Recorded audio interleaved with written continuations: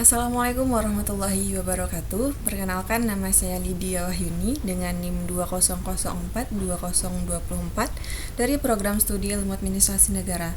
Pada kali ini saya akan mempresentasikan tugas pertemuan ke-10 dari mata kuliah Perencanaan Pembangunan.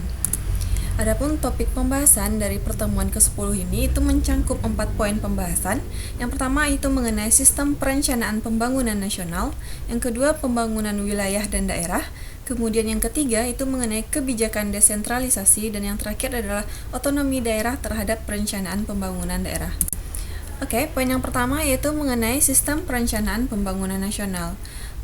Seperti yang kita ketahui bahwasanya sistem perencanaan pembangunan nasional adalah satu kesatuan tata cara perencanaan pembangunan untuk menghasilkan rencana-rencana pembangunan dalam jangka panjang, jangka menengah, dan tahunan yang dilaksanakan oleh unsur penyelenggara negara dan masyarakat di tingkat pusat dan daerah.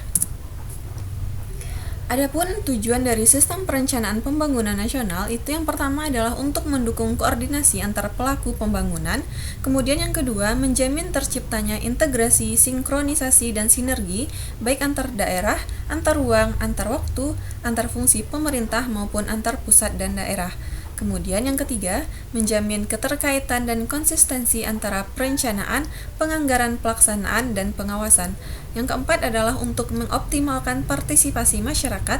Kemudian yang terakhir untuk menjamin tercapainya penggunaan sumber daya secara efisien, efektif, berkeadilan, serta berkelanjutan. Kemudian, menurut Undang-Undang Nomor 25 Tahun 2004, Rencana Pembangunan Nasional itu meliputi 3 jangkauan. Yang pertama itu adalah Rencana Pembangunan Jangka Panjang atau RPJP yang merupakan dokumen perencanaan untuk periode 20 tahun, baik itu untuk nasional, provinsi, kabupaten, dan kota. Kemudian, yang kedua itu Rencana Pembangunan Jangka Menengah atau disebut dengan RPJM, yang mana merupakan dokumen perencanaan untuk periode 5 tahun, baik itu untuk nasional, provinsi, kabupaten, ataupun kota.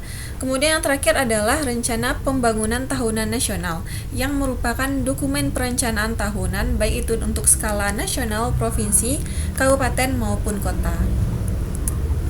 Kemudian yang kedua itu mengenai pembangunan wilayah dan daerah. Pembangunan wilayah dan daerah adalah suatu upaya yang dilakukan untuk mendorong perkembangan sosial, ekonomi, ataupun perubahan untuk bertumbuh secara baik serta menjaga keberlangsungan kehidupan itu melalui pelestarian dan keseimbangan lingkungan baik terhadap kawasan maupun antar kawasan. Kemudian adapun fokus dari pembangunan wilayah dan daerah ini itu mencakup 5 fokus tujuan. Yang pertama itu untuk pertumbuhan, kemudian yang kedua penguatan keterkaitan, yang ketiga keberimbangan, kemudian yang keempat kemandirian, dan terakhir adalah keberlanjutan. Selanjutnya itu mengenai kebijakan desentralisasi. Sebagaimana yang kita ketahui bahwasanya desentralisasi itu merupakan pelimpahan wewenang dan tanggung jawab atau kekuasaan untuk menyelenggarakan sebagian atau seluruh fungsi manajemen dan administrasi pemerintahan dari pemerintah pusat dan lembaga-lembaganya kepada pejabat pemerintah yang bersifat semi-otonom atau kewenangan fungsional lingkup regional ataupun daerah, lembaga non-pemerintah ataupun lembaga swadaya masyarakat.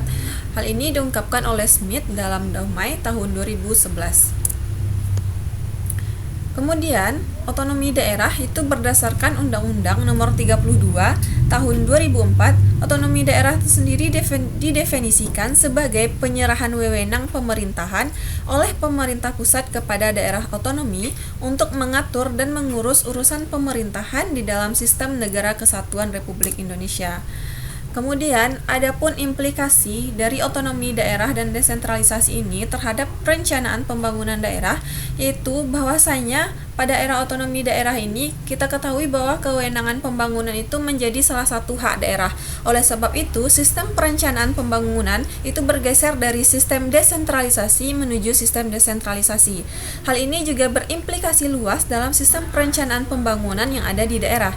Implikasi tersebut dapat diamati melalui perubahan yang mendasar di dalam proses perencanaan pembangunan nasional yang juga berpengaruh terhadap proses perencanaan pembangunan daerah.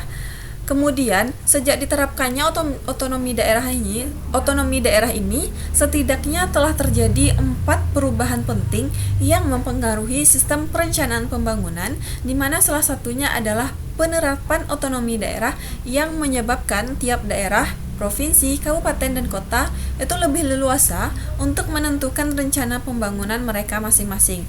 Adapun tujuan pemberian otonomi ini kepada daerah adalah untuk meningkatkan daya guna dan hasil guna penyelenggaraan pemerintahan di daerah. Itu terutama dalam pelaksanaan pembangunan dan pelayanan terhadap masyarakat, serta untuk meningkatkan pembinaan kestabilan politik dan kesatuan bangsa.